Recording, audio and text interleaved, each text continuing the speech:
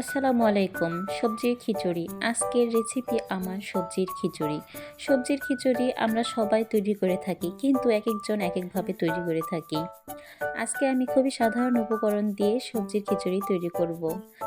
প্যানে প্রথমেই তেল গরম করে নিলাম। তেল গরম করে তেজপাতা, জিরে, দারুচিনি, সাদা এলাচ, কালো এলাচ এক টুকরো দিয়ে ফোড়ন দিলাম। তেলে একটু নাড়াচাড়া করে নিয়ে এর মধ্যে রসুন কুচি, পেঁয়াজ কুচি, কাঁচামরিচ ফালি দিয়ে দিলাম। পেঁয়াজটা ভালোভাবে তেলে ভেজে নিতে হবে। পেঁয়াজটা ভালোভাবে তেলের মধ্যে নেড়েচেড়ে ভেজে নিয়ে এর মধ্যে সবজি অ্যাড করব। পেঁয়াজ আমার ভাজা হয়ে এসেছে, এখন এর মধ্যে সবজি দিয়ে দিব। প্রথমেই দিয়ে দিচ্ছি ফুলকপি। ফুলকপিগুলো ছোট ছোট করে কেটে নিয়েছি। পেঁয়াজ কলি, গাজর, সিম সবগুলো সবজি ছোট ছোট করে কেটে নিয়েছি। আপনারা আপনাদের পছন্দ মতো সাইজ করে কেটে নিতে পারেন। এরপর দিয়ে দিলাম কয়েক টুকরো টমেটো। সবজিগুলো ভালোভাবে তেলের মধ্যে একটু লবণ দিয়ে ভেজে নেব। লবণ দিয়ে সবজিগুলো একটু ভাজা ভাজা হয়ে আসলে এর মধ্যে চাল আর ডাল দিয়ে দিলাম। এখানে আমি আতপ চাল ব্যবহার করেছি। আতপ চালের খিচুড়িটা খেতে আমার ভালো লাগে। পরিমাণ মতো লবণ, একটু সামান্য হলুদ দিয়ে দিলাম।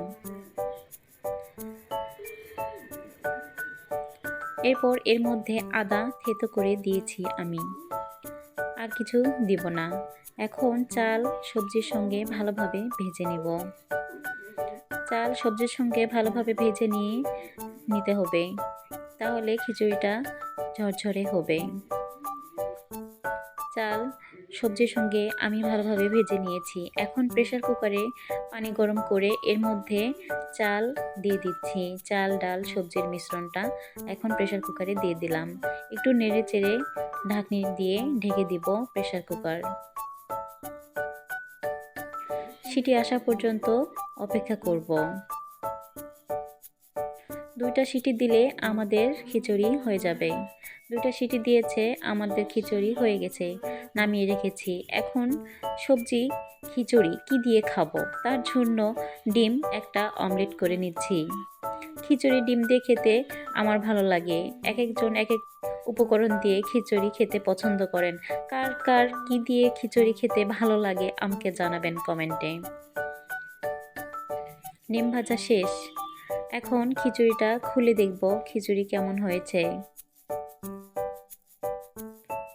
প্রেসার কুকারের ঢাকনি খুলে এখন খিচুড়িটা নেড়েচেড়ে নিতে হবে। খিচুড়িটা দেখুন কেমন হয়েছে। খিচুড়িটা আমার কাছে ভালো লেগেছে। আপনাদের কাছে কেমন লাগলো জানাবেন। আমার খিচুড়ি রান্না শেষ। বাসায় এইভাবে খিচুড়ি রান্না করে দেখবেন কেমন হয়। সবাই ভালো থাকবেন। আল্লাহ হাফেজ।